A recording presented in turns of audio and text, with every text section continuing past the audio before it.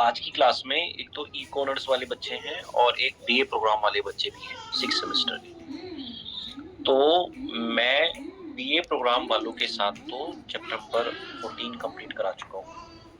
Last topic आपके साथ हो गया था और इको ऑनर्स वालों के साथ चैप्टर 20 का स्टार्टिंग हो चुकी है और चैप्टर 20 में मैं आपको पहला वो करा चुका हूँ, ये वाला।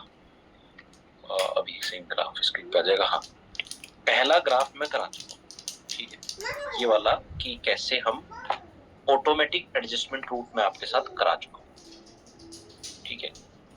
एनीवे, मेरा एम ये है कि लास्ट क्लास में कुछ बच्चे नहीं आए थे और बीए प्रोग्राम वालों के साथ भी कराना है, तो मैं एक बार चैप्टर 20 वाला जो ये पार्ट है,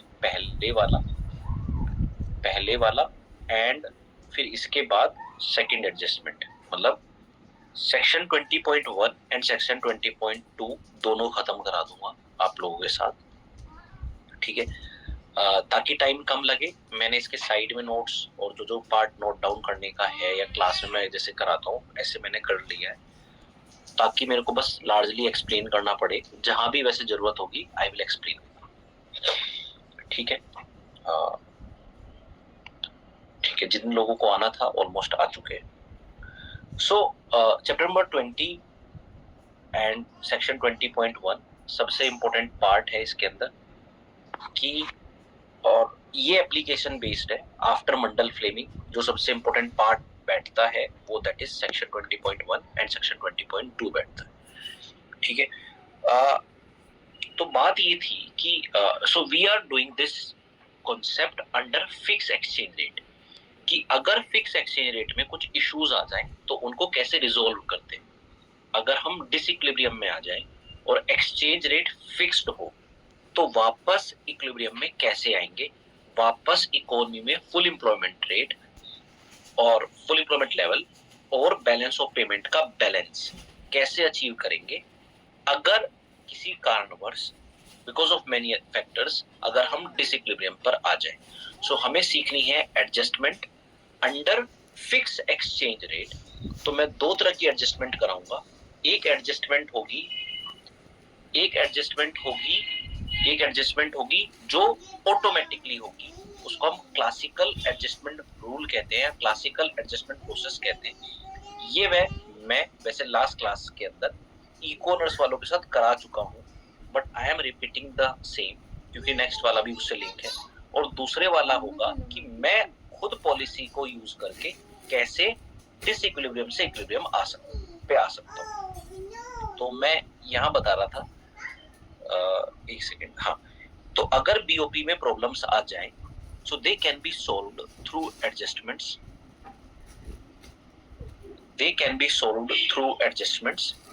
And these adjustments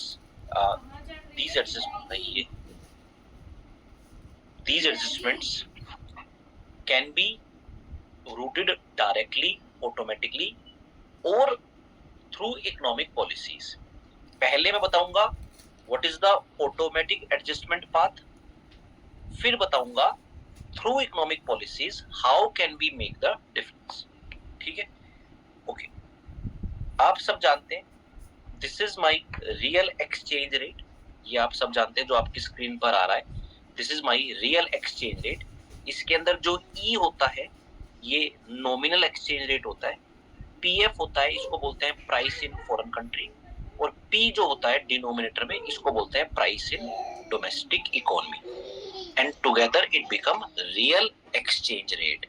Nominal exchange rate into price in or price of tradable goods in foreign market upon में price of tradable goods in domestic market. Why I am mentioning tradable goods?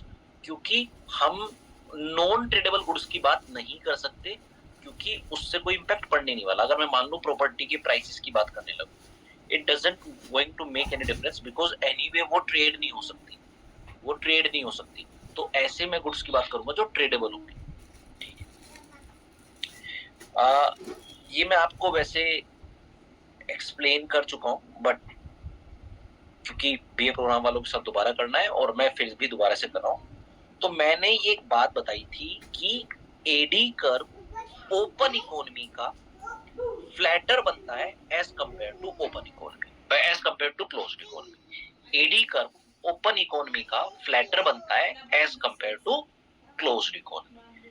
इसका reason क्या था देखिए, अब मैंने तो हाँ class में पहले तुम्हें एडी कर्व को डिराइव भी करके दिखाया था, मैं एक बार दोबारा वैसे करके दिखा देता हूँ क्विकली।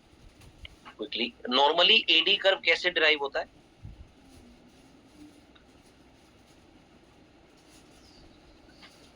एडी कर्व की डेरिवेशंस बता रहा हूं पहले दोबारा से। नॉर्मली एडी कर्व कैसे डिराइव होता है? यहां मैं लिखता हूं आई, यहां मैं लिखता हूं आई, यहां लिखता हूं मैं वाई क्योंकि ISLM का फ्रेमवर्क है, यहां लिखता हूं मैं P, यहां लिखता हूं मैं आउटपुट क्योंकि नीचे वाले में भी आ जाएगा क्योंकि एडी का फॉर्मेट है। ठीक है, नाउ आप सबको पता है ये मेरा IS कर्व होता है, ये मेरा LM कर्व होता है अपवर्ड, जहां ये मिलते हैं वो मेरा इक्विलिब्रियम रेट ऑफ इंटरेस्ट होता है और ये मेरा इक्विलिब्रियम आउटपुट होता है। अब इकोनॉमी में ये लेवल ऑफ आउटपुट था, यस था, let call it Y naught. तो कोई ना कोई इकोनॉमी प्राइस का लेवल होगा, तो मैं इस प्राइस के लेवल को मान लेता हूँ P नोट। आप सबको पता है LM के जो कंपोनेंट होते हैं वो होते हैं M अपॉन में P रियल मनी सप्लाई। अब क्या हुआ, सपोज करो कि प्राइसेस कम हो गए, सपोज करो प्राइस कम हो गए, इकोनॉमी में चीजें सस्ती हो, अगर इकोनॉमी में प्राइस कम हो गए तो M अपॉन में P क्योंकि कम हो गया तो पूरा का पूरा फ्रैक्शन बढ़ जाएगा, मतलब इकोनॉमी में रियल मनी सप्लाई बढ़ जाएगी। अगर इकोनॉमी में रियल मनी सप्लाई बढ़ जाएगी तो मतलब मनी की सप्लाई बढ़ गई या रियल मनी सप्लाई बढ़ गई, तो इससे क्या होगा, LM कर्व राइटवर्ड आ जाएगा, LM कर्व राइटवर्ड आ जाएगा। क्यों? क्योंकि प्राइस कम हुए, प्राइस कम होने से क्या हुआ, रियल मनी सप्लाई बढ़ गई, रियल मनी सप्लाई बढ़ने से क्या हुआ, LM curve will shift to the rightward, अभी आ जाएगा राइट में जाएगा। तो LM कर्व मेरा राइट में आ गया। नया LM कर्व पुराने IS कर्व से इस पॉइंट पे मिला, वो ये कहता है कि आउटपुट बढ़ गया, आउटपुट बढ़ गया, प्राइस कम हुए, प्राइस कम होने से LM कर्व राइट में गया, राइट में जाने से आउटपुट बढ़ गया, आउटपुट बढ़ गया तो मैं इसको नीचे डिनोट कर देता हूँ, डिराइव कर लेता हूँ, आउटपुट बढ़ गया, आउटपुट बढ़ गया। देखो पर्पल वाली लाइन दिखा रही है, आउटपुट बढ़ा है। क्यों बढ़ा है? प्राइस कम हुए थे या कम हुए, बढ़े थे? सर प्राइस कम हुए थे, प्राइस कम हुए थे तो मुझे इसके नीचे मार्क करने चाहिए P नोट के, तो P1 मैं नीचे ले लेता हूँ। Let me connect this to the higher level of output, मतलब यहाँ पे तो एक पॉइंट ये रहा, एक पॉइंट ये रहा, अगर मैं इनको कनेक्ट कर देता हूँ तो ये मेरा एडी कर्व बन जाएगा, एडी कर्व बन जाएगा which says that when price decreases total demand और output in the economy increases. ये हमने बचपन में सीखा था, ऐसे एडी कर्व डिराइव होता है, नहीं सीखा था तो कोई बात नहीं, ऐसे एडी कर्व हमारा डिराइव होता है and this is why it is downward sloping in nature. अब मैं ये कह रहा हूं कि ये एडी कर्व फ्लैटर बनेगा अगर इकोनॉमी ओपन है, ये एडी कर्व स्टीपर बनेगा अगर इकोनॉमी क्लोज्ड है। अब इसका जस्टिफिकेशन क्या है, इसका जस्टिफिकेशन क्या है, ये एडी कर्व फ्लैटर बनेगा अगर इकोनॉमी ओपन होगी। बच्चों अब मान लेते हैं मेरी इकोनॉमी ओपन है, ठीक है, और इकोनॉमी में फिक्स एक्सचेंज रेट चल रहा है, इकोनॉमी में फिक्स एक्सचेंज रेट चल रहा है।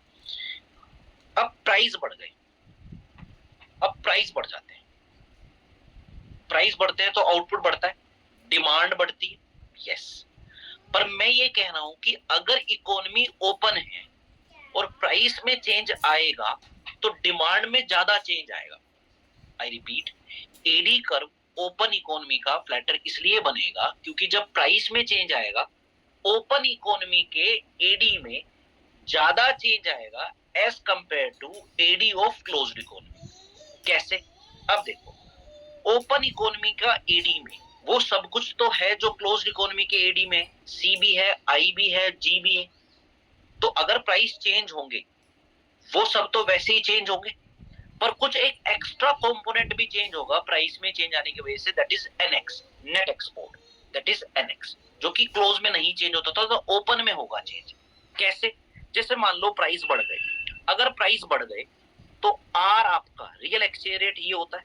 अब प्राइस बढ़ गए, डिनोमिनेटर में है प्राइस, डिनोमिनेटर में है, देखो प्राइस एरो दिख रहा है, प्राइस बढ़ गए तो पूरा का पूरा रियल एक्सचेंज रेट कम हो जाएगा।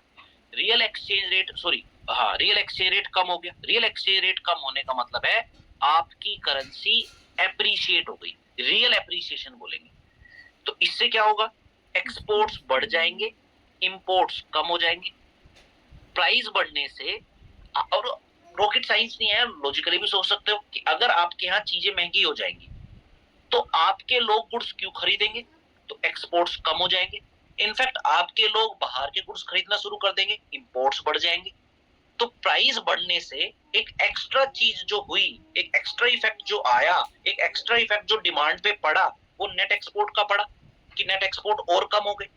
तो प्राइस बढ़ने से डिमांड कम हुई और ओपन इकोनॉमी की डिमांड ज्यादा कम हुई, क्योंकि नेट एक्सपोर्ट भी कम हो गया, तो ये इफेक्ट दिखाने के लिए, ये ज्यादा चेंज दिखाने के लिए, I need to draw my curve more flatter as compare to closed economy वाला। यस, जैसे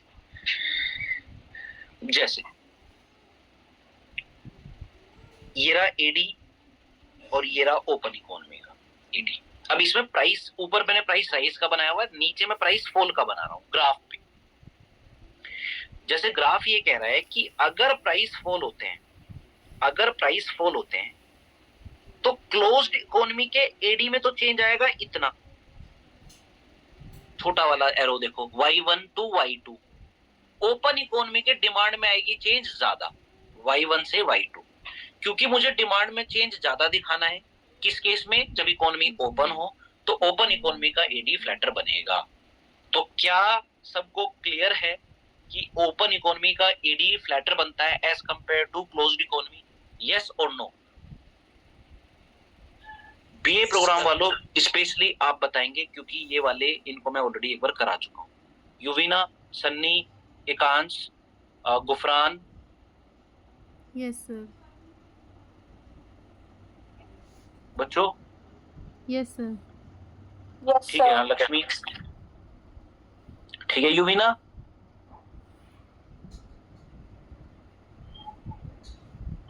Gufran, Vansh. Yes sir. Yes sir. ठीक है। ओके। नाउ एक और कर्व करा रहा था मैं आपको,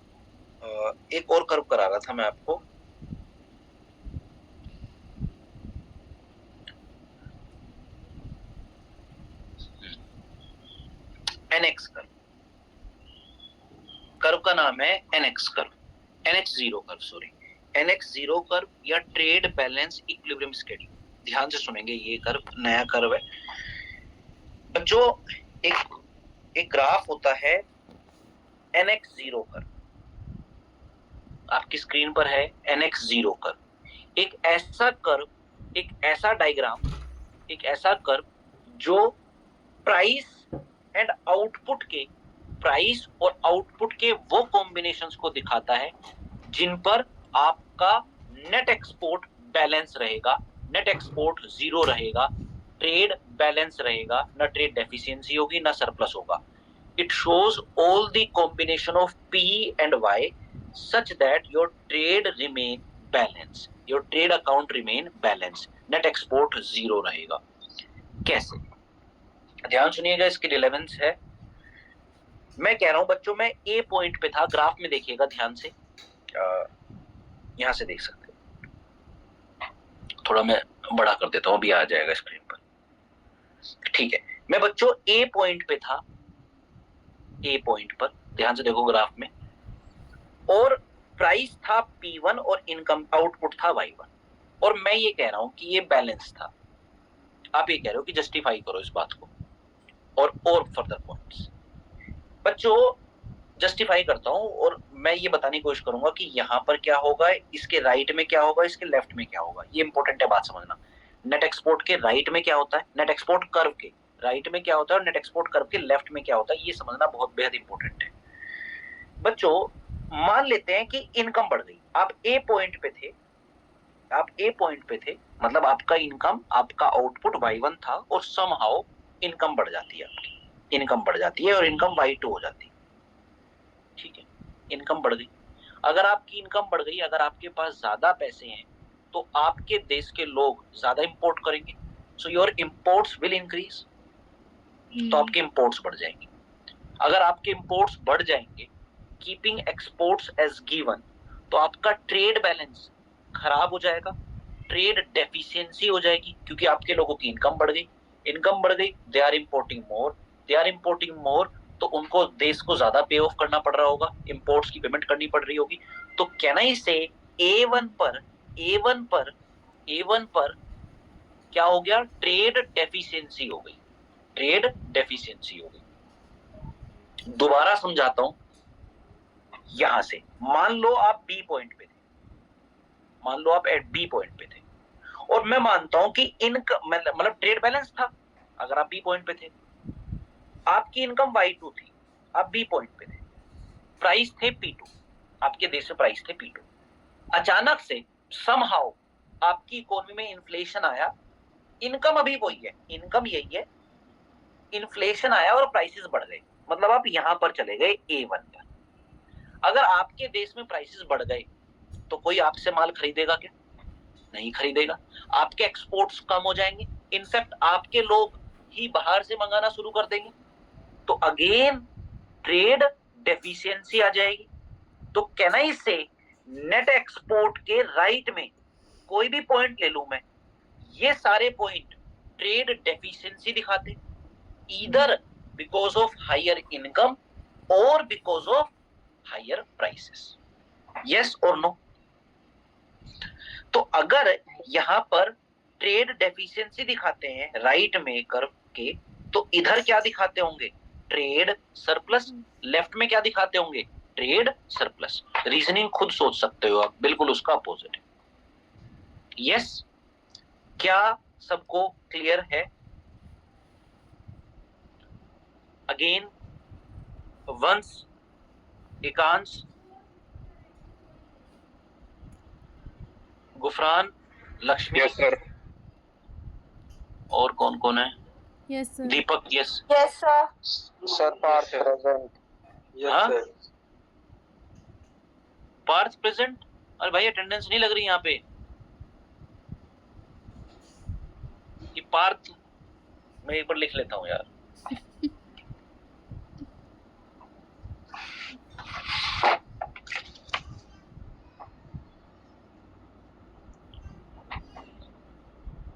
पार्थ प्रेजेंट, क्लास में बात करेंगे प्रेजेंट एब्सेंट की। हाँ जी, तो ठीक है, ठीक है।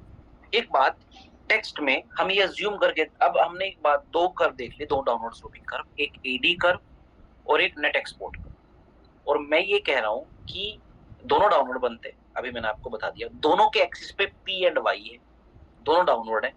तो क्लैरिटी के लिए वी आर अज्यूमिंग कि एनएक्स कर्व एडी के मुकाबले स्टीपर है, क्योंकि ओपन इकोनॉमी का एनीवे एडी कर्व फ्लैटर है।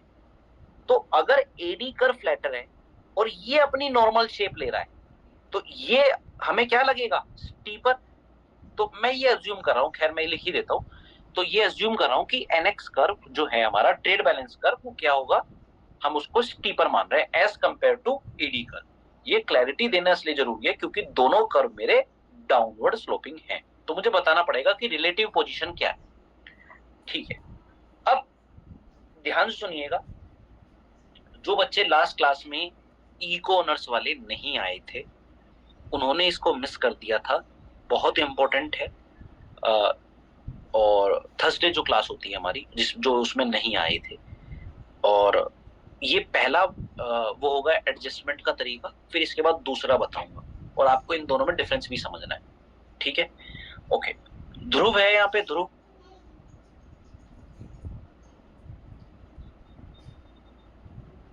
ध्रुव नहीं? ओके, ठीक है। आप लास्ट क्लास में नहीं थे?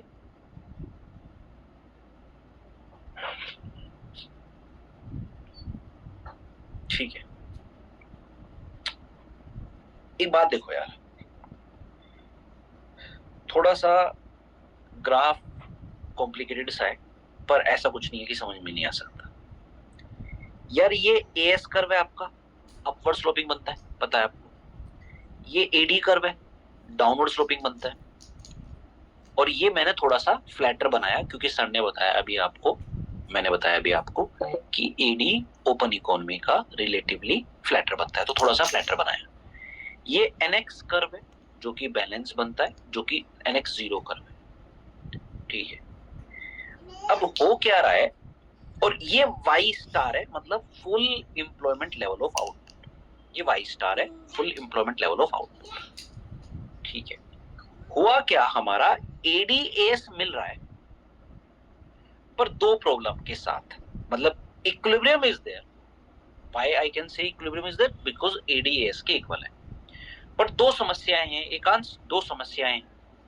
एक कि मैं फुल एम्प्लॉयमेंट के लेफ्ट में हूं कहीं, देखो कि इक्विलिब्रियम बन रहा है पर कहीं लेफ्ट में बन रहा है, तो फुल पोटेंशियल के मैं लेफ्ट में हूं, और एनएक्स के राइट में हूं, एनएक्स के राइट साइड में हूं, तो मतलब ट्रेड डेफिशिएंसी भी है।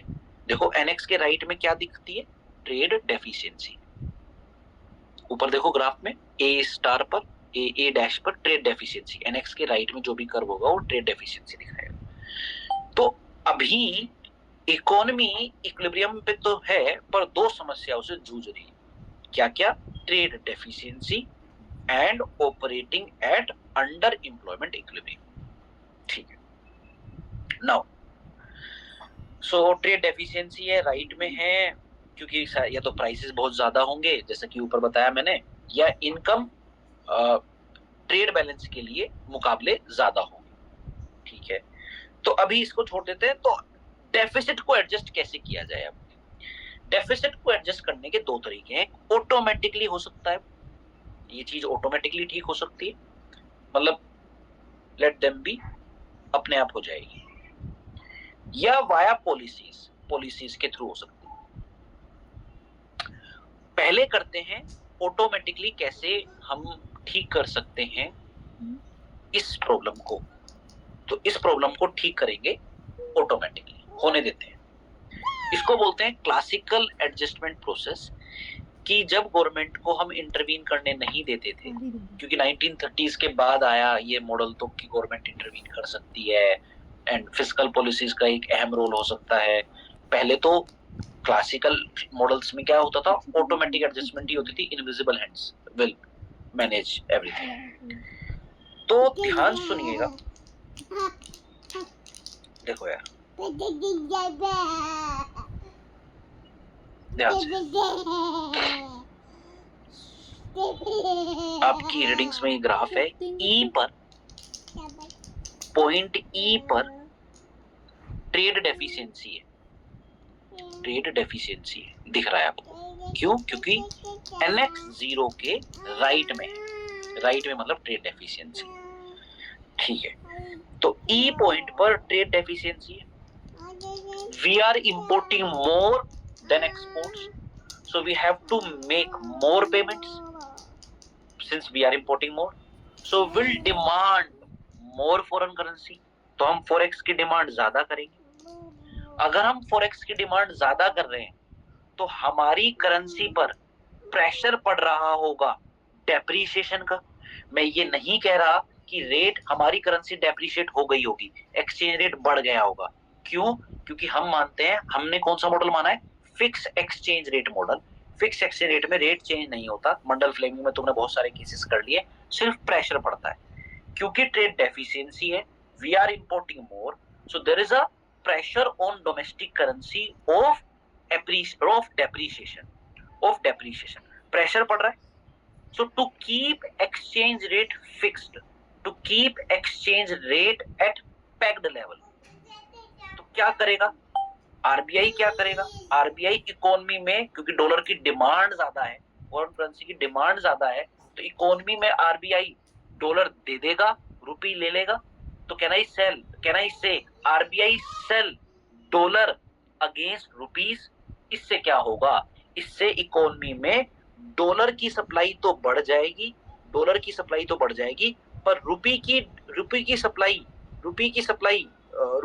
क्या हो जाएगी, कम।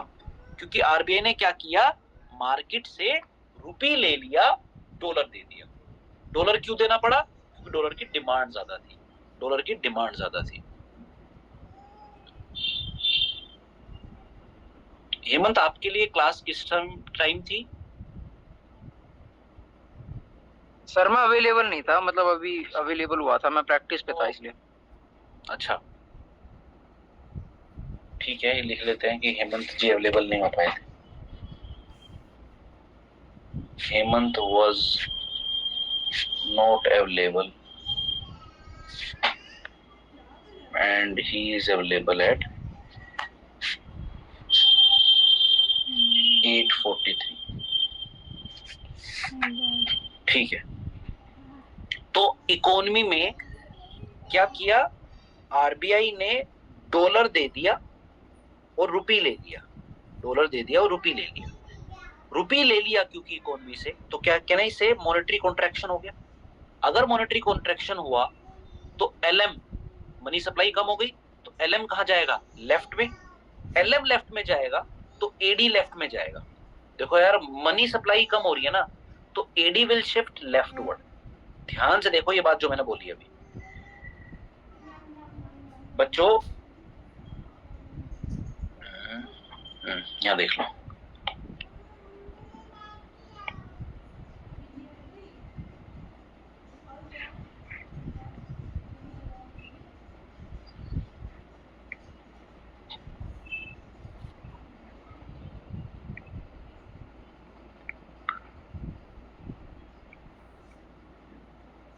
ISLM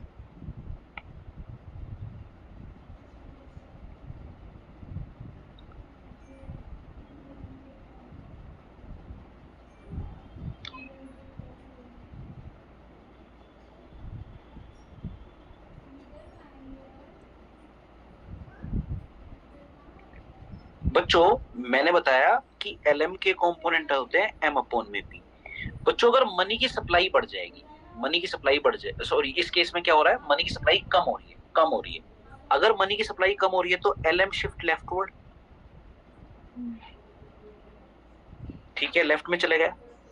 ये मेरा नया इक्विलिब्रियम बना, इकोनॉमी में इंटरेस्ट रेट बढ़ गया और आउटपुट बढ़ गया। ठीक, सॉरी, आउटपुट कम हो गया।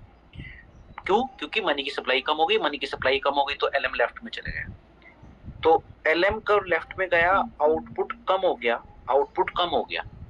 क्या प्राइसेस में चेंज आया इस बार? नहीं, अभी प्राइसेस में चेंज नहीं आया, अभी तक तो नहीं आया।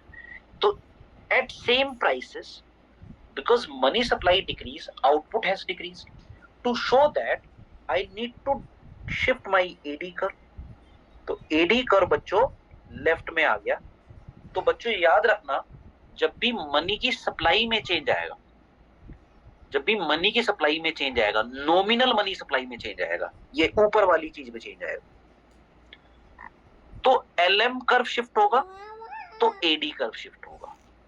लेकिन अगर प्राइस में चेंज आएगा तो एडी कर्व की डेरिवेशन होगी या एडी कर्व में मूवमेंट होगी। ये याद रखना, मैं पहले भी क्लास में बता चुका हूं। देखो, इसमें भी एलएम चेंज हो रहा है, पर इसमें एलएम चेंज हो रहा है because of price, and so AD. यहां पे भी मनी सप्लाई चेंज हो रहा है, पर मनी सप्लाई क्यों चेंज हो रहा है? Because nominal money supply change हो रही है, एलएम शिफ्ट हो रहा है, जिसकी वजह से एडी शिफ्ट हो रहा है। बैक टू द कॉन्सेप्ट, मैंने ये बोला ई पॉइंट पर ट्रेड डेफिशिएंसी थी। ठीक है, हम इंपोर्ट ज्यादा कर रहे थे, हमें उनकी पेमेंट ज्यादा करनी थी, हमारी करेंसी पर प्रेशर पड़ रहा था डेप्रिसिएशन का, $1 90-95 का होने वाला था। आरबीआई ने इंटरवीन किया, प्रेशर को रिलीज किया, इकोनॉमी में डॉलर दे दिया, रुपी ले लिया।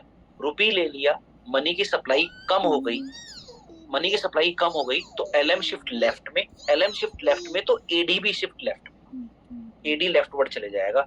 तो ये एडी मैंने यहां से ले गया, एडी देखो ऊपर डायग्राम में भी आएगा, एडी शिफ्ट हो गया लेफ्ट में। क्यों हो गया आपको पता लग गया? ये वाला डायग्राम मैंने स्टेप बाय स्टेप बना दिया आपके साथ, ये अभी जो दिख रहा है आपको। यहां तक किसी को कोई डाउट? मेरी स्क्रीन पर दिख रहे हैं ध्रुव, स्वयं, हाँ जी, यहाँ तक कोई doubt? Aryan Mehta, Ekansh, Akanksha, Ananya, no sir, no sir, Daksh, Chitvan, no sir,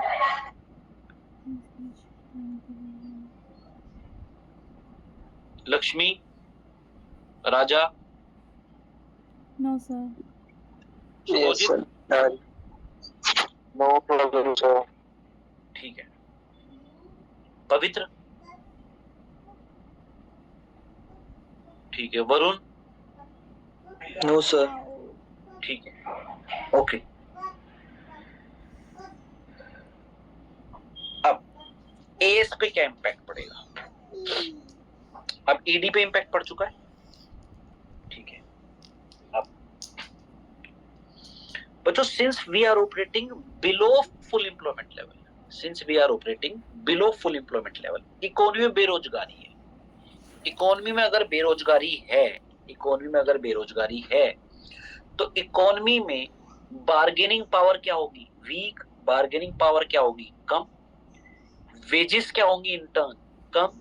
अगर वेजेस कम होंगी तो कॉस्ट ऑफ प्रोडक्शन क्या हो जाएगी? कम। अगर कॉस्ट ऑफ प्रोडक्शन कम हो जाएगी तो firm can supply same output even at lower prices, because economy में we are operating below full employment level, so wages will decrease, so cost of production will decrease, so firm can supply more, or firm can supply even at firm can supply same output even at lower prices. So to show that AS curve will shift rightward, AS curve will shift rightward या downward, तो AS curve rightward चले गया। कैसे? देखो, ऐसे देखो कि इस आउटपुट को पहले they were willing to supply at this prices, but since cost of production has decreased, wages has decreased, so cost of production has decreased, they can supply same output even at lower prices, may be at this even at lower prices. So to show that my AS curve will shift right, AS curve right में आ गया। कब तक? जब तक AD, AS और NX0 मिल नहीं जाते, that is at E dash. सो हम इकोनॉमी में वापस हमारी दोनों प्रॉब्लम सोल्व हो गई, अंडर एम्प्लॉयमेंट भी रिजोल्व हो गया और इकोनॉमी में ट्रेड बैलेंस भी अचीव हो गया। लेकिन सरकार ने इसको ठीक करने के लिए कुछ किया नहीं था, एक्सक्लूसिवली इसको ठीक करने के लिए थोड़ा ही कुछ किया था। तो एक समस्या आती है, ये क्लासिकल एडजस्टमेंट प्रोसेस है, ये ऑटोमेटिक रूट है, बट इसमें एक प्रॉब्लम है, इसमें कुछ नहीं करना पड़ता, ये इनविजिबल हैंड्स को प्रमोट करता है, ठीक है। लेकिन एक प्रॉब्लम है कि इस प्रॉब्लम को रिजोल्व करने में इकोनॉमी को टाइम लग सकता है। It this kind of measures can take a lot of time. तो इकोनॉमी को प्रोलॉन्ग्ड रिसेशन को फेस करना पड़ सकता है, एक लंबे समय तक इकोनॉमी को फुल पोटेंशियल से अछूता रहना पड़ सकता है, दूर रहना पड़ सकता है। यस और नो? क्लियर है? This was my first adjustment procedure. तो अगर आपने ये समझ में आ गया तो आपका ये बड़े अच्छे से एडी कर्व की डेरिवेशन, एडी की shifting, AD curve open economy का फ्लैटर क्यों बनता है, NX0 क्या होता है, उसके आगे ट्रेड डेफिशिएंसी होती है, उसके लेफ्ट में ट्रेड सरप्लस होता है, और एडजस्टमेंट का तरीका, क्लासिकल एडजस्टमेंट प्रोसेस क्लियर हो गया होगा। जिन लोग जो दोबारा कर रहे हैं उनका रिवाइज हो गया होगा, और जो लोग पहली बार कर रहे हैं आई होप आपको समझ में आ गया होगा। ये इसकी थ्योरी लिखी हुई है सारी। हाँ जी, वरुण यादव, राजा क्लियर है? Yes, sir. सुबोजित Yes, sir. Yes, sir. ठीक है, ओके, ध्यान से सुनिएगा। Now there is one another way to restore equilibrium. एक और तरीका है जिससे इक्विलिब्रियम पर वापस आ सकते हैं। अब हम पॉलिसी मेजर्स को सीखेंगे।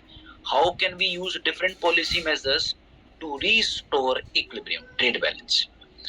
One of the prominent way is expenditure switching या expenditure reducing. What is expenditure switching और एक्सपेंडिचर रिड्यूसिंग? अगर कोई कंट्री अपनी करेंसी को डीवैल्यू कर दे, अगर कोई करेंसी अपनी करेंसी को डीवैल्यू कर दे या डेप्रिशिएट हो जाए, तो अपने आप कर, क्योंकि हम फिक्स एक्सचेंज रेट बोल रहे हैं, हम अंडर फिक्स एक्सचेंज रेट पढ़ रहे हैं, तो मैं डीवैल्यू वर्ड यूज करूंगा। तो आपको पता है एक्सपोर्ट्स बढ़ जाएंगे, इंपोर्ट्स कम हो जाएंगे।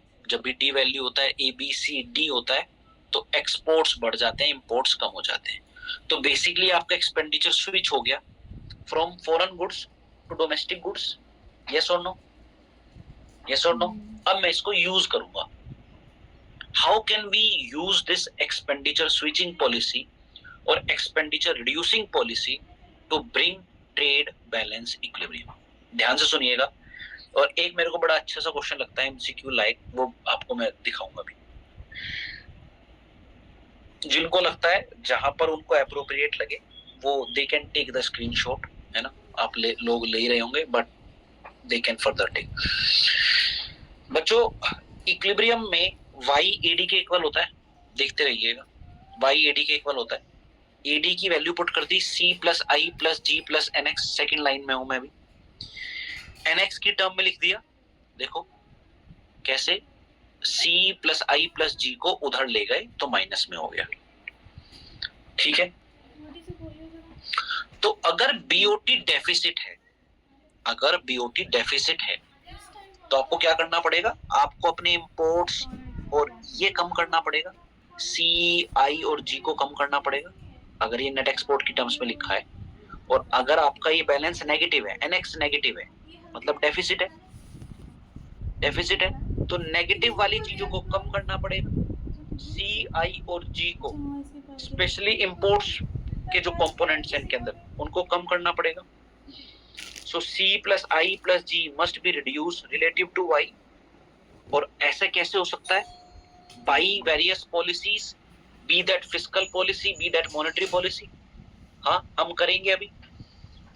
अब ये एक्सप्लेनेशन दे रहा है, एक बात तो ये हो गई, ये एक पार्ट हो गया आपको समझाने का। एक बात और समझिए, अब दूसरी बात समझाना है। ये एक पार्ट था, ये एक साइड थी समझाने की।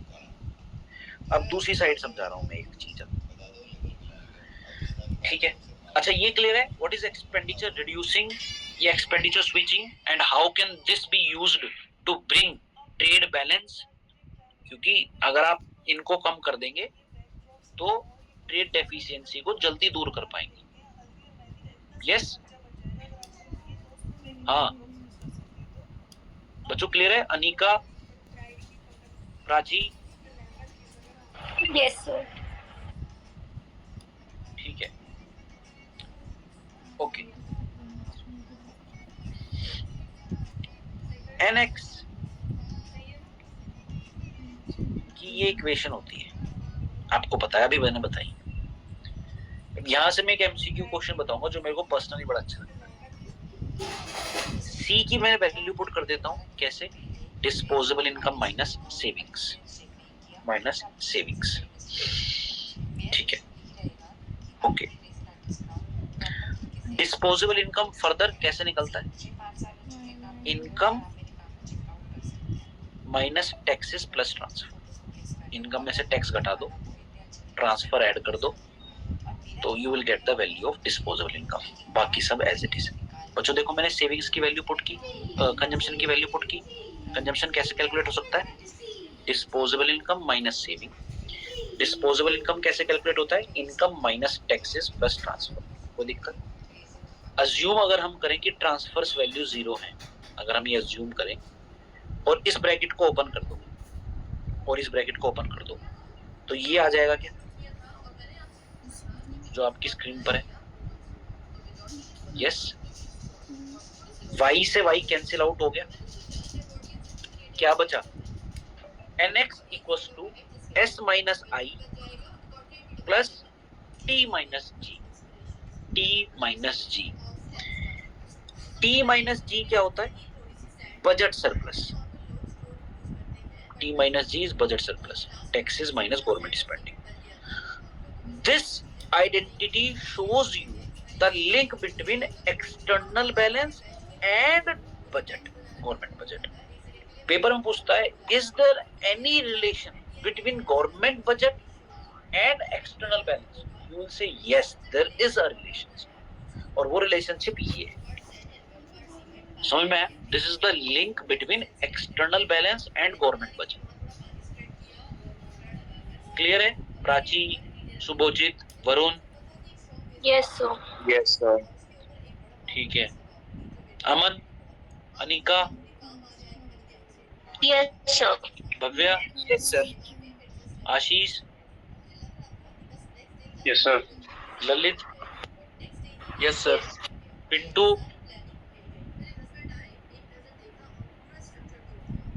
Yes, sir. सहज, Yes, sir. ठीक है? ठीक है, ओके।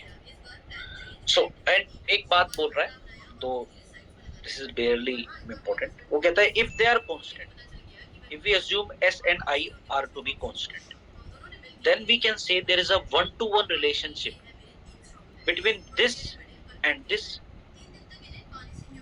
मतलब if s and I are constant और कल को मान लो बजट सरप्लस बढ़ता है, तो एक्सटर्नल बैलेंस भी इंप्रूव होगा, और अगर बजट सरप्लस कम होता है तो एक्सटर्नल बैलेंस भी कम होगा। There is a one to one relationship between change in budget surplus and net export और external balance if we assume S and I to be constant. Yes?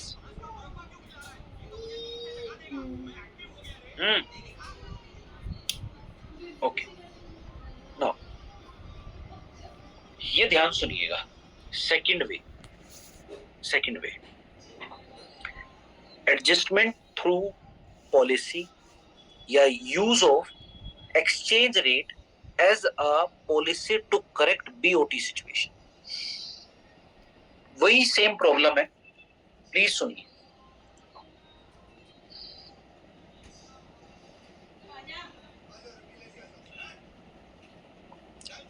Please सुनना भाई, थोड़ा ऐसे लगेगा कि देखो हुआ क्या।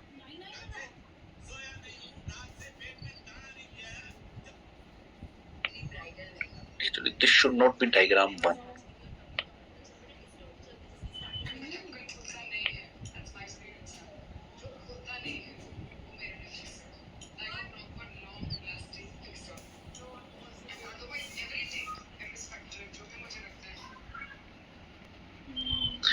This is Y star.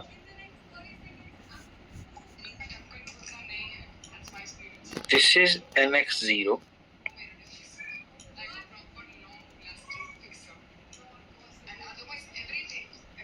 ये AD कर्व है और ये AS कर्व है,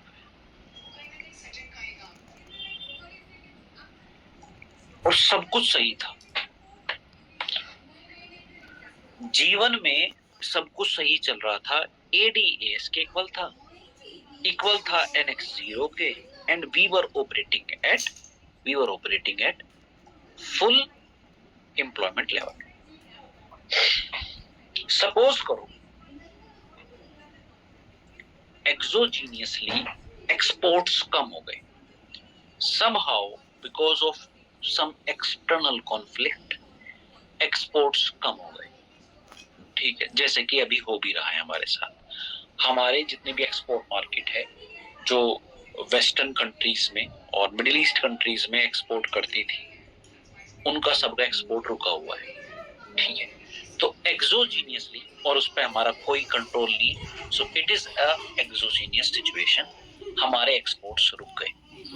इससे क्या हुआ, एक्सपोर्ट्स कम हो गए तो एक्सपोर्ट कर्व जो ये एनएक्स कर्व है ये लेफ्ट में आ गया, क्योंकि कम हो गया, एक्सोजीनियसली कम हो गया।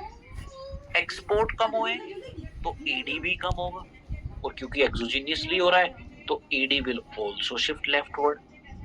भाई ईडी एक्सोजीनियसली कम हो रहा है ना, तो ED will also shift leftward, और तो ईडी भी लेफ्ट में आ गया। मे बी यहाँ से गए तो ईडी भी लेफ्ट में आ गया, और हम एक इस तरह की सिचुएशन में आ गए।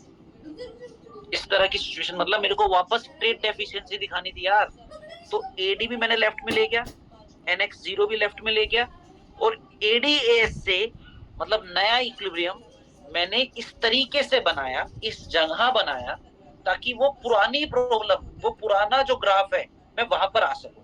अब देखो मैं वापस we are operating at below full employment level, under employment पे ऑपरेट कर रहा हूं, और क्योंकि एनएक्स के राइट में हूं, एनएक्स के राइट में हूं, तो ट्रेड डेफिशिएंसी है। मैं ये सिचुएशन समझाना चाह रहा था कि ये सिचुएशन आई कैसे होगी। ठीक है, ये सिचुएशन आई कैसी होगी कि ट्रेड इक्विलिब्रियम पे थे ओरिजिनली, ट्रेड डेफिशिएंसी भी अराइज हो गई और फुल एम्प्लॉयमेंट के लेफ्ट में भी आ गए। ऑब्वियस सी बात है, अगर एक्सपोर्ट्स कम हो जाएंगे तो आपकी इकोनॉमी में बेरोजगारी उत्पन्न हो जाएगी और ट्रेड डेफिशिएंसी भी आएगी। कोई रॉकेट साइंस ही नहीं है इसमें। तो बच्चों अभी प्रॉब्लम बनाई है, अभी हमने प्रॉब्लम जनरेट की है। तो मैंने क्या बोला, अभी इनिशियली एट ई पर था, एडीएस के इक्वल था, वाई वाई स्टार के इक्वल था, एनएक्स जीरो के इक्वल था। समहाउ एक्सोजीनियसली एक्सपोर्ट्स कम हो गए, एंड एक्सपोर्ट्स कम हो गए तो NX will also shift leftward, AD will also shift leftward. ठीक है, अब एक चीज अच्छी हुई वैसे इस मामले में। क्या चीज अच्छी हुई? अच्छी चीज ये हुई कि इकोनॉमी में मतलब अगर आप ट्रेड डेफिशिएंसी के पॉइंट ऑफ व्यू सोचो, एक्सटर्नल अकाउंट के बैलेंस के पॉइंट ऑफ व्यू सोचो, इनकम कम हो गई और प्राइस भी कम हो गई। If I compare from E to E dash, की प्राइसेस कम हुए हैं और इनकम कम हुई है, तो इसका एक पॉजिटिव इंपैक्ट ये पड़ना चाहिए, इनकम कम होने से आपके इंपोर्ट्स कम होने चाहिए, तो your trade balance should improve. Price भी कम हो रहे, देखो प्राइस भी कम हो रहे, अगर डोमेस्टिक प्राइस कम हो रहे हैं तो आपके एक्सपोर्ट्स बढ़ने चाहिए और इंपोर्ट्स कम होने चाहिए। तो यस, इस प्राइस कम होने के, इस इनकम कम होने के, there will be some positive impacts on trade balance, but they are not enough to offset this fall in export demand due to exogenous forces. मैं ये कह रहा हूं कि प्राइसेस कम होने और इनकम कम होने का कुछ प्रभाव पड़ेगा, पर वो इतना काफी नहीं होगा कि वो आपकी अंदर जो ये अकाउंट में खराबी आई, जो आपके एक्सपोर्ट्स कम हुए, उसको दूर कर सके, उसको ऑफसेट नहीं कर पाएगा। यस और नो, अभी प्रॉब्लम है। ठीक है भव्या, सुबोध ठीक है, ललित, प्राची ओके, वंश क्लियर है, लक्ष्मी, एकांश yes sir.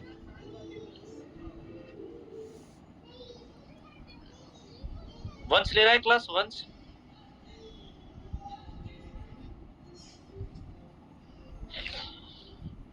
Deepak, yes sir. Gufran, yes sir. ठीक है। अब प्रॉब्लम आ गई भाई, यहाँ पर आ गए, हम इस सिचुएशन पे आ गए। ठीक है, ठीक करते हैं।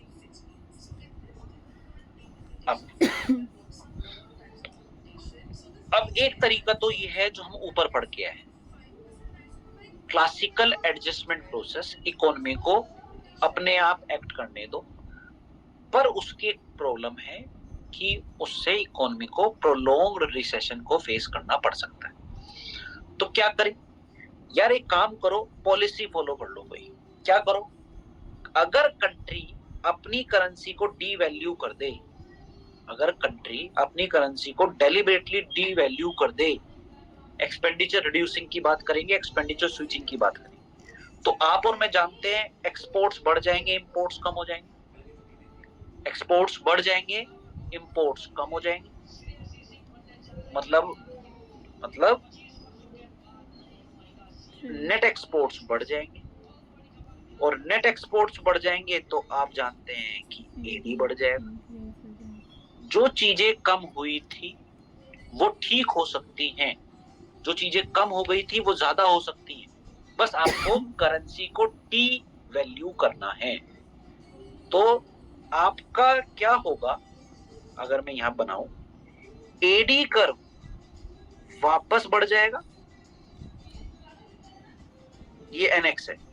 नेट एक्सपोर्ट कर्व वापस बढ़ जाएगा, एडी कर्व वापस राइट में चले जाएगा, और आपका बैलेंस वापस रीस्टोर हो जाएगा, वापस रीस्टोर हो जाएगा। जो चीजें घटी थी यार वो वापस आ जाएंगी। यहां से ये एडी कर्व कम हुआ था तो एडी बढ़ जाएगा, ये एनएक्स कम हुआ था तो एनएक्स बढ़ जाएगा, देखो आपकी स्क्रीन पर। लेकिन एक कंडीशन है, डी वैल्यू तो आप कर रहे हो, आपका ट्रेड इतना कॉम्पिटिटिव भी होना चाहिए, आपके प्रोडक्ट्स एट पार या उनसे बेटर होने चाहिए, ये याद रखना भाई। अब बच्चे मेरे से हमेशा पूछते हैं, सर इतना आसान है तो हो क्यों नहीं जाता? वो इसलिए नहीं जाता क्योंकि हमारी गवर्नमेंट डी वैल्यू तो करती है, पर हमारे प्रोडक्ट्स कहीं ना कहीं उतने कॉम्पिटिटिव नहीं है, वहां हम मार खा जाते हैं, या हमारे उनके साथ उतने अच्छे एग्रीमेंट्स नहीं है, तो हम बात करने लगते हैं, एफटीएज हम बनाने चलते हैं, फ्री ट्रेड एग्रीमेंट की हम बात करते हैं, इसलिए हमारा फॉरेन सेक्टर बड़ा इंपॉर्टेंट हो जाता है, इसलिए एफटीएज पिक्चर में आते हैं। यस और no? Anyway, this is the second way, this is the policy measure by which we can resolve two issues simultaneously. One is of trade deficiency and another is of underemployment. Yes or no? Dhruv? Yes, sir. Clear है? Yes, sir. दूसरा ध्रुव? Yes. ध्रुव अग्रवाल, ये पहले वाले ध्रुव अग्रवाल है क्या? No, sir. Dhruv Gupta. अच्छा, वो दूसरे वाले उससे होगा, ठीक है। आर्यन? Yes, sir. क्लियर है? कौन सा वाला? अरे दोनों बोल दो भाई, दोनों तीनों बोल दो, ठीक है ना? ये इसकी थियरी लिखी हुई, एक बार ये पढ़ लो, ये कंक्लूजन है अब तक की क्लास का, ये कंक्लूजन है, अभी छोड़ नहीं रहा हूँ, ये कंक्लूजन है अब तक की क्लास का जो मैंने मार्क किया।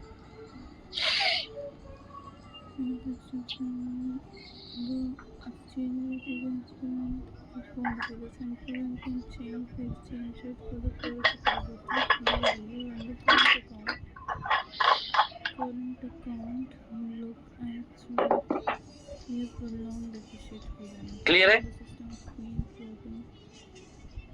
पढ़ लिया होगा?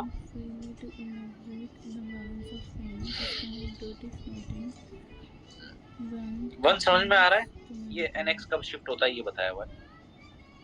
हाँ once? Yes, sir. Yes, sir.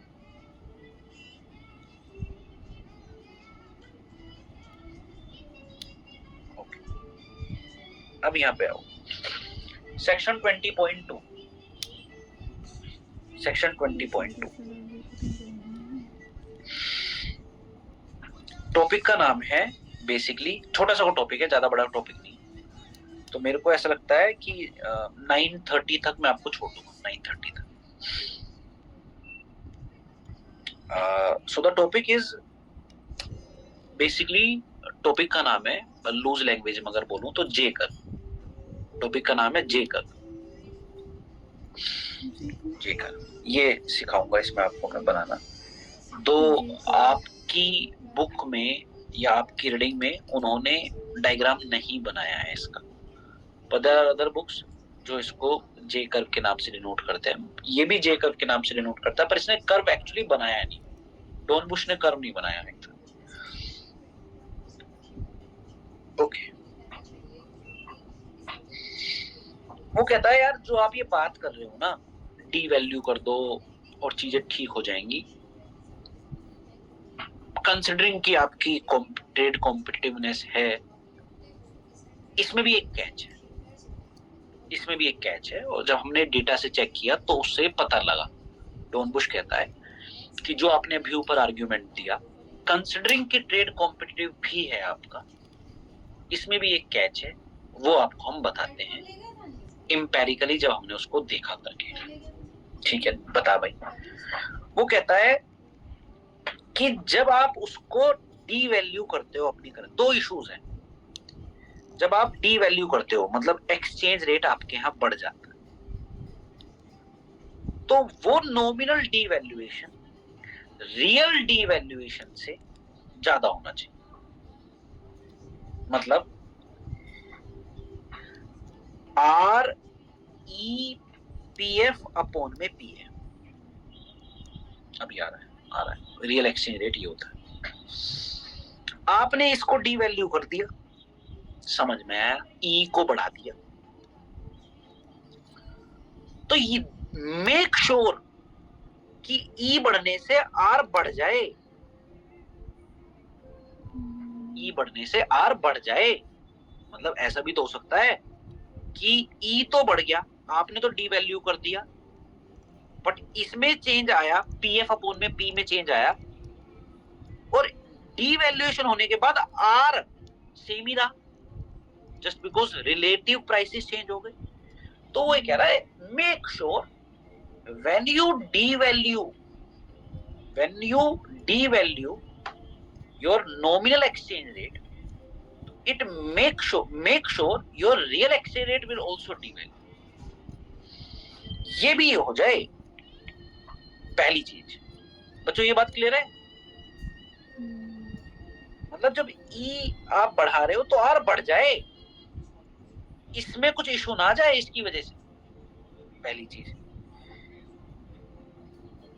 दूसरा, ट्रेड कॉम्पिटिटिवनेस कि ठीक है ये इसमें भी चेंज आ रहा है आपके, दूसरा कह रहा है इसमें चेंज आ रहा है। सेकंड केस जब ई चेंज नहीं हो रहा पर पीएफ अपॉन में पी चेंज हो रहा है, इसकी वजह से भी तो आर बेटर हो सकता है। मतलब आपके यहाँ प्राइसेस कम हो जाएं या वहां महंगे हो जाएं, ठीक है वहां महंगे हो गए या आपके यहाँ कम हो गए, याद रखना ट्रेड तो कॉम्पिटिटिव हो, आपका माल खरीदने लायक तो हो। तो दूसरा याद रखना, whether change in relative prices improve your current account और नॉट, वो तब इंप्रूव करेगा जब आपका माल बिकने योग्य होगा।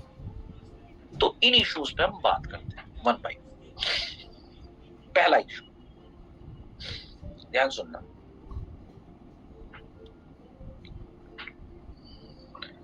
You can take the screenshot as usual. तो बच्चों आपने बीओटी को ठीक करने के लिए, क्योंकि बीओटी में डेफिशिएंसी थी, ठीक है बीओटी में डेफिशिएंसी थी, आपने डी वैल्यू किया। ऊपर बताया मैंने आपने अभी आपको अपने आप को मतलब डी वैल्यू करके how can you make the things better, D value किया। अब डी वैल्यू करने से आपको पता है दो चीजें होंगी, इंपोर्ट्स कम हो जाएंगे और एक्सपोर्ट्स बढ़ जाएंगे। तो जैसे डी वैल्यू करने से एक्सपोर्ट्स की डिमांड बढ़ जाएगी, एक्सपोर्ट्स बढ़ेंगे तो हमारे यहाँ एम्प्लॉयमेंट भी बढ़ेगा, एम्प्लॉयमेंट बढ़ेगा तो एक समस्या है, ध्यान सुनना। एम्प्लॉयमेंट तो हम बोलते हैं एक्सपोर्ट्स बढ़ जाएंगे और ये बोल के हम चुप हो जाते हैं, पर एक्सपोर्ट्स बढ़ने से एम्प्लॉयमेंट बढ़ेगा, अच्छी बात है। एम्प्लॉयमेंट बढ़ेगा तो प्राची बार्गेनिंग पावर बढ़ेगी हमारे वर्कर्स की, अगर बार्गेनिंग पावर बढ़ेगी they will start demanding more wages, तो हमारे यहाँ कॉस्ट ऑफ प्रोडक्शन बढ़ जाएगी, कॉस्ट ऑफ प्रोडक्शन बढ़ जाएगी तो प्राइसेस विल इंक्रीज। अब प्लीज प्लीज प्लीज प्लीज, तो अब हमें देखना है, अभी हम वापस आएंगे, प्रॉब्लम कहाँ आने वाली है। आर होता है ई पी एफ अपॉन में पी, आपने अपनी करेंसी को डी वैल्यू कर दिया और ई को बढ़ा दिया, पर ई बढ़ने के बाद तुरंत बाद आपके यहाँ प्राइसेस बढ़ गए, आपने देखा भी, प्राइसेस बढ़ गए। क्यों? क्योंकि एक्सपोर्ट्स बढ़ गए, एक्सपोर्ट डिमांड बढ़ गई, तो to meet those demand employment बढ़ गया, एम्प्लॉयमेंट बढ़ गया तो बार्गेनिंग पावर बढ़ गई, बार्गेनिंग पावर बढ़ गई तो वेजेस बढ़ा दिए, वेजेस बढ़ा दिए तो कॉस्ट ऑफ प्रोडक्शन बढ़ गई, कॉस्ट ऑफ प्रोडक्शन बढ़ गई तो आपके यहाँ चीजें महंगी हो गई। ठीक है। दूसरी बात, डीवैल्यूएशन जब हुआ तो इंपोर्ट्स विल इंक्रीज। अब आपको $1 का माल मंगाने के लिए ज्यादा पैसे पे करने पड़ेंगे, तो अब आपको इंपोर्ट्स महंगे पड़ने लगे, बाहर के गुड्स महंगे पड़ने लगे। अगर आपको जैसे पेट्रोल के केस में हो रहा है, बाहर के गुड्स महंगे पड़ने लगे तो कॉस्ट ऑफ लिविंग बढ़ गई, कॉस्ट ऑफ लिविंग बढ़ गई तो people will demand more wages. जैसा कि नोएडा वाले केस में हुआ, आपने सेक्टर 62 वाला केस देखा, लोग सड़कों पे उतर आए क्यों? Just because of one reason, cost of living बढ़ गई उनकी, वो they are demanding more wages, तो प्राइसेस बढ़ेंगी। अब देखो, ई आपने बढ़ाया था, मतलब आपने अपनी करेंसी को डीवैल्यू किया था इस उम्मीद में कि एक्सपोर्ट्स एंड इंपोर्ट्स कम हो जाएंगे और फायदा हो जाएगा, लेकिन डोमेस्टिक करेंसी डोमेस्टिक प्राइसेस बढ़ गए बिकॉज ऑफ 2 रीजंस। ये कम हो गया। अब वो ये कह रहा है कि पहला इशू ये कहता है कि डीवैल्यूएशन का फायदा तभी होगा जब ई डीवैल्यू आपने किया है, जो वो इतना किया है कि ये वाला एरो, ब्लू वाला एरो इस रेड वाले एरो से बड़ा है, so that your R can also increase, so that your R can also increase. Yes और नो? बच्चों, डीवैल्यू करने से चीजें ठीक नहीं होंगी। आपका devaluation, nominal devaluation real devaluation में भी तब्दील होना चाहिए। Devaluation, nominal devaluation real devaluation में अगर ट्रांसफर हो रहा है तो ही फायदा होगा, अगर नहीं हो रहा तो मार खाओगे, ई भी बढ़ गया, बेइज्जती भी हो गई नेशनल टेलीविजन पर कि ये सरकार असमर्थ है, ये है वो है, और क्योंकि ये और ये दोनों एरो सेम निकले, मतलब ये बढ़ गया पर इसके घटने ने इसको इक्विवेलेंट कर दिया और आर पे कोई इम्पैक्ट नहीं पड़ा, तो गड़बड़ हो जाएगी। तो make sure your nominal devaluation transfer to real devaluation as well. Yes और नो? बच्चों क्लियर है? आर्यन सिंह? Yes sir. दीपक ठीक है। चितवन समझ में आ गया? Yes, sir. ठीक है। वंश?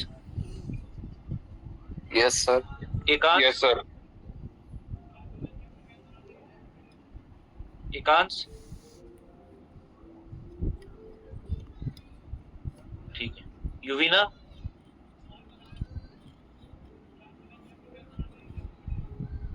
Yes, sir.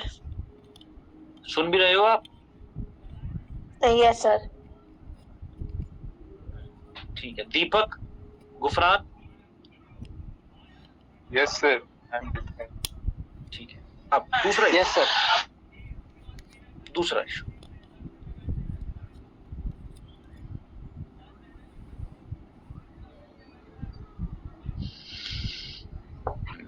ध्यान सुनना।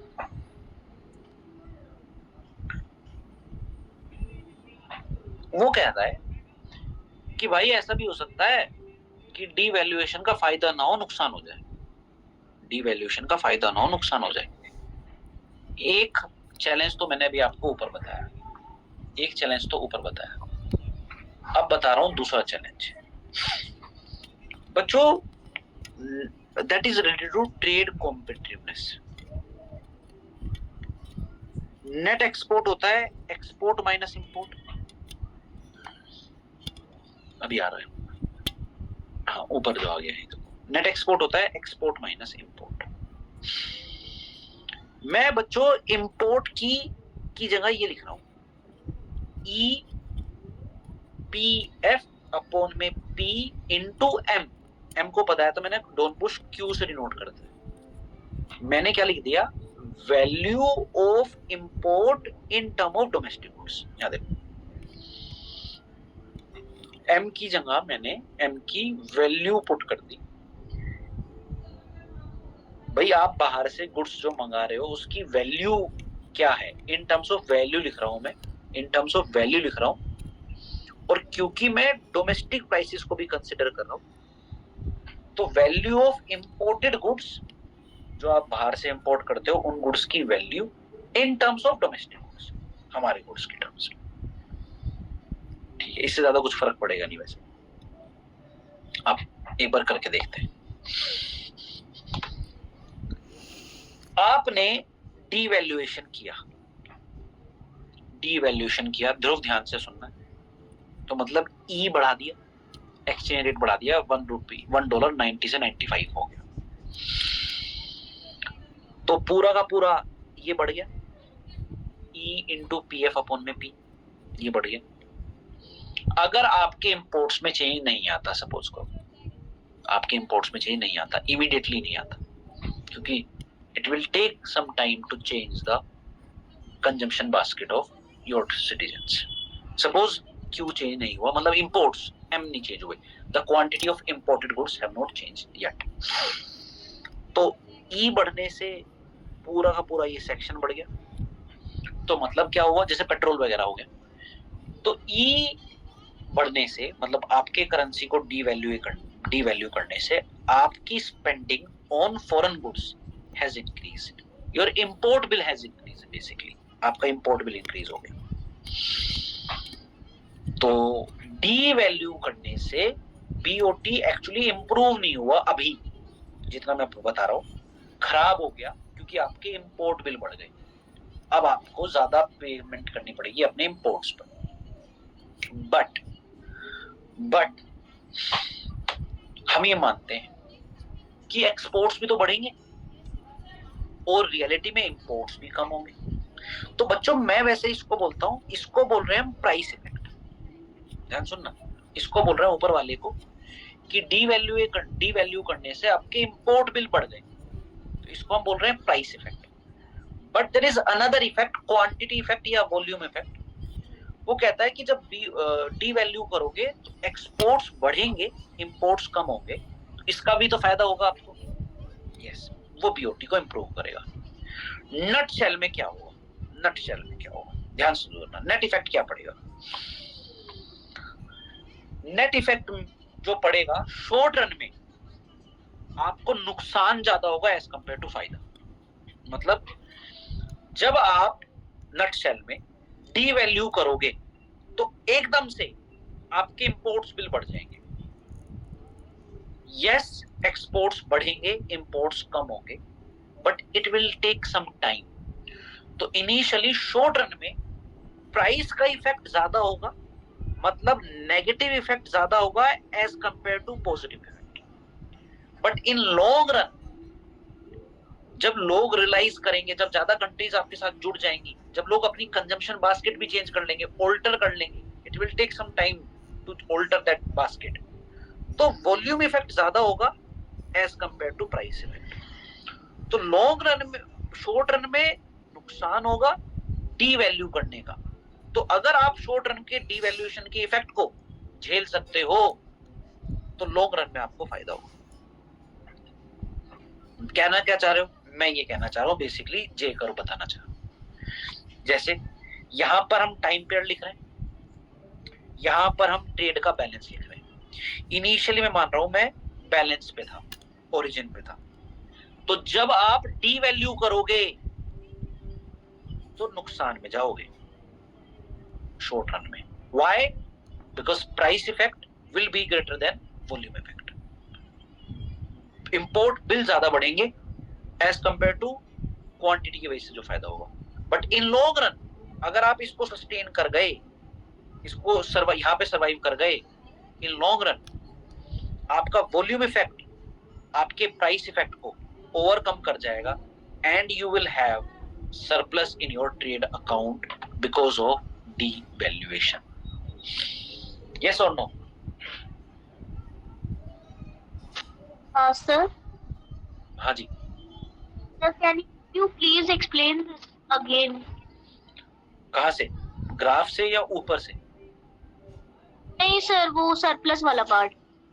मैं ये बोल रहा हूँ बच्चे, शॉर्ट रन में मैं इनिशियली अपने आप को यहाँ मान लूं, जब आपने अपनी करेंसी को डीवैल्यू किया तो अब आपको ज्यादा पेमेंट देनी पड़ेगी for same quantity of goods imported.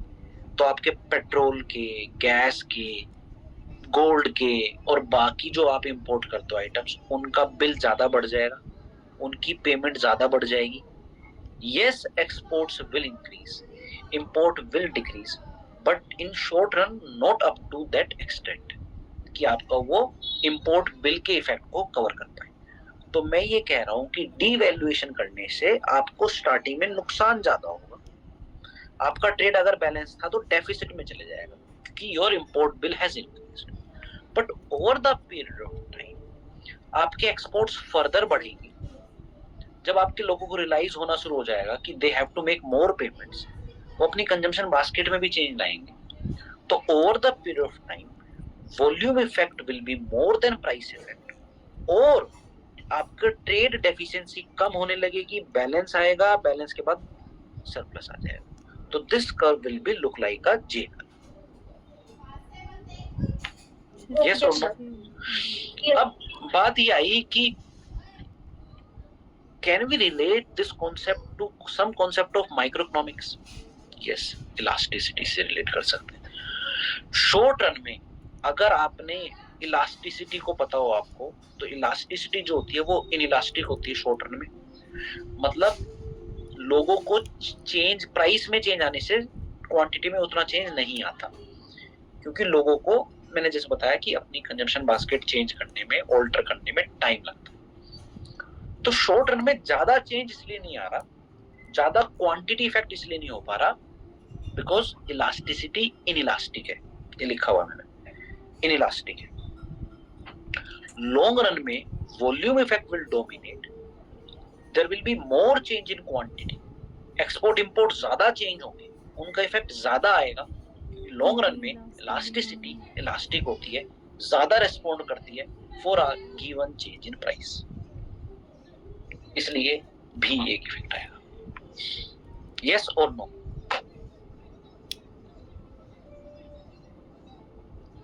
पक्की बात है?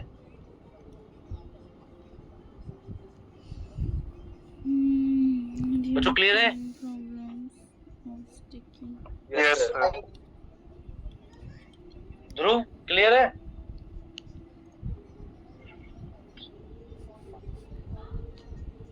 हाँ जी, बताओ. एकांश,